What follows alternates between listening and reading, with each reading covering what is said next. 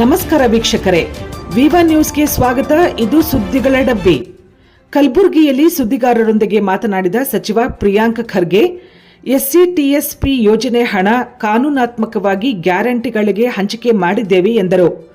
ರಾಜ್ಯದಲ್ಲಿ ರೈತರಿಗೆ ಯೂರಿಯಾ ಕೊರತೆ ಬಗ್ಗೆ ಕೇಳಿದ ಪ್ರಶ್ನೆಗೆ ಕೇಂದ್ರದ ಕಡೆ ಅವರು ಬೊಟ್ಟು ಮಾಡಿದರು. ನಾನು ಹೇಳಿದೆ ಈ ಸರಿ ಯೂರಿಯಾ ಶಾರ್ಟೇಜ್ ಆಗಬಹುದು ಅಂತ.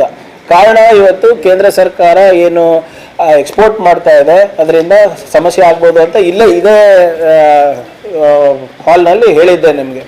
ಇಲ್ಲಿ ನಮ್ಮ ರಾಜ್ಯದಲ್ಲಿ ಅಂತ ದೊಡ್ಡ ಮಟ್ಟದಲ್ಲಿ ಇನ್ನೂ ಅಷ್ಟು ಕೊರತೆ ಕಾಣಿಸ್ತಾ ಇಲ್ಲ. ಆದರೂ ಕೂಡ ಒಂದು ನಿಮಿಷ ಹೇಳ್ತೀನಿ ಸರ್. 1.5 ತಿಂಗಳಿಂದ ಹಿಂದೆನೂ ಕೂಡ ಚೆಲುವರಾಯಸ್ವಾಮಿ ಅವರು ಹೋಗಿ ಖುದ್ದಾಗಿ ಅಗ್ರಿಕಲ್ಚರ್ ಮಿನಿಸ್ಟರ್ ಅವರಿಗೆ ಭೇಟಿಯಾಗಿ ಹಿಂಗೆ ಆಗಬಹುದು, ದಯವಿಟ್ಟು ನೀವು ರೈತರ ಸಹಕಾರಕ್ಕೆ ಬರಬೇಕು ಅಂತ ಹೇಳಿದ್ರು. ಅದಾದಮೇಲೆ ಮಾನ್ಯ ಸಚಿವರು ಎಲ್ಲ MP ಗಳಿಗೂ ಕೂಡ, BJP ಕಾಂಗ್ರೆಸ್ MP ಗಳಿಗೆ ಎಲ್ಲರಿಗೂ ಕೂಡ ಪತ್ರ ಬರೆದು ಹೀಗಾಗೋ ನಿರೀಕ್ಷೆ ನಮಗಿದೆ, ದಯವಿಟ್ಟು ತಾವು ಇದ್ರ ಬಗ್ಗೆ ಕೇಂದ್ರ ಸರ್ಕಾರ ಜೊತೆ ಚರ್ಚೆ ಮಾಡಬೇಕು ಅಂತ ಹೇಳಿದ್ರು. ಅದಾದಮೇಲೆ ನಮ್ಮ ಮುಖ್ಯಮಂತ್ರಿಗಳು ಕೂಡ ಸಚಿವರಿಗೆ ಮೊನ್ನೆ ಕೂಡ ಬರೆದಿದ್ದಾರೆ. ಆದರೆ ಇದು ನೀವು ನೋಡಿದ್ರೆ ಕೇಂದ್ರ ಸರ್ಕಾರ ಪದೇ ಪದೇ ಕರ್ನಾಟಕ ರಾಜ್ಯಕ್ಕೆ ಮಾಡ್ತಾ ಇರೋವಂಥ ಅನ್ಯಾಯ ಇದು. ಈಗ ಹೋದ ಬಾರಿ ಕೂಡ ನಮಗೆ ಅತಿವೃಷ್ಟಿ ಅನಾವೃಷ್ಟಿ ಆದಾಗ ನಾವು ಸುಪ್ರೀಂ ಕೋರ್ಟ್ ತನಕ ಹೋಗಬೇಕಾಗಿತ್ತು. ಹಿಂದೆ ಎಂದೂ ಕೂಡ ಯಾರು ಎಂಟೈರ್ ಕ್ಯಾಬಿನೆಟ್ ಹೋಗಿ ಎಲ್ಲೂ ಪ್ರೊಟೆಸ್ಟ್ ಮಾಡಿರಲಿಲ್ಲ. ಆದರೆ ನಮ್ಮ ರಾಜ್ಯದ ಹಿತಾಸಕ್ತಿ ಕಾಪಾಡಲಿಕ್ಕೆ ನಾವು ಮೊದಲನೇ ಬಾರಿ ಡೆಲ್ಲಿನಲ್ಲಿ ಹೋಗಿ ಪ್ರೊಟೆಸ್ಟ್ ಅದಾದ್ಮೇಲೆ ಕೋರ್ಟಿಗೆ ಹಾಕ್ಮೇಲೆ, ಕೋರ್ಟ್ ಚೀಮಾರಿ ಹಾಕ್ಮೇಲೆ ನಮ್ಗೆ ಸ್ವಲ್ಪ ಅನುದಾನ ಸಿಕ್ತು. ಇದೇ ರೀತಿ ಇವ್ರು ಮಾಡ್ತಾ ಇದ್ದಾರೆ. ಈಗ ಇಲ್ಲೂ ಕೂಡ ಒಂದು ನಿಮಿಷ ಸರ್, ಇದು DAP ಮತ್ತು ಯೂರಿಯಾದು ನಮ್ಮ ಜಿಲ್ಲೆಗೆ ಬರಬೇಕು ಅಂದರೆ ನೀವು ಇಲ್ಲಿ ನಮ್ಮದು 100% ಸೋಯಿಂಗ್ ಆಗಿದೆ. ನಮ್ಗೆ ಸಮಸ್ಯೆ ಇಲ್ಲಿ ಬರ್ತಾ ಇರೋದು ಜೇವರ್ಗಿ ಮತ್ತು ಯಡ್ರಾಮಿನಲ್ಲಿ. ಅದು ಯಾಕಂದರೆ ಅಲ್ಲಿ ಶಾಪೂರಿಂದ ಕೆಲವು ರೈತರು ಇಲ್ಲಿ ಬಂದು ಬೇಡಿಕೆಯನ್ನು ಇಡ್ತಾ ಇರೋದ್ರಿಂದ ಅದು ಸ್ವಲ್ಪ ಸಮಸ್ಯೆ ಆಗಿದೆ.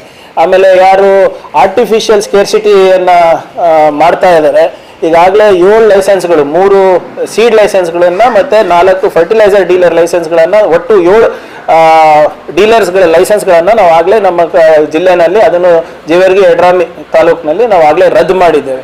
ನಮ್ಮ ಬೇಡಿಕೆ ಈಗ ಸುಮಾರು 500 ಟನ್ ಇಮಿಡಿಯೇಟ್ ಆಗಿರೋದನ್ನು ಈಗಾಗಲೇ ಬಾಗಲಕೋಟೆಯಿಂದ 200 ಟನ್ನನ್ನು ಕೊಡ್ತಾ ಇದ್ದಾರೆ. ನಮ್ಮದು ಮೋಸ್ಟ್ಲಿ 90% ಸಮಸ್ಯೆ ನಮ್ಮ ಜಿಲ್ಲೆದು ಇಲ್ಲ.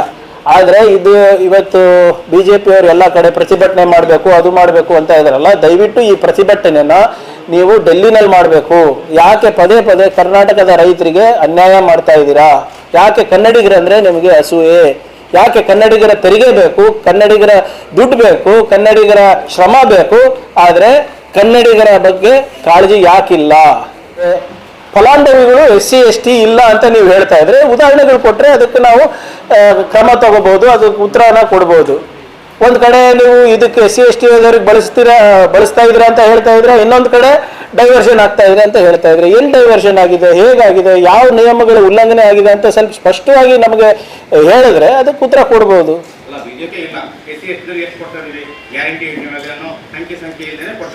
ನೋಡಿ ಒಂದು ನಿಮಿಷ, ಅದೇ ಹೇಳ್ತಾ ಇರೋದಲ್ಲ ಸರ್. ಈಗ ನಾವು SCP TSP ಅನುದಾನವನ್ನು ಬಳಕೆ ಮಾಡಿದ್ರೆ 3 ವಿಧಾನಗಳಿರೋದು, 7A, B, C, ಕರೆಕ್ಟಾ?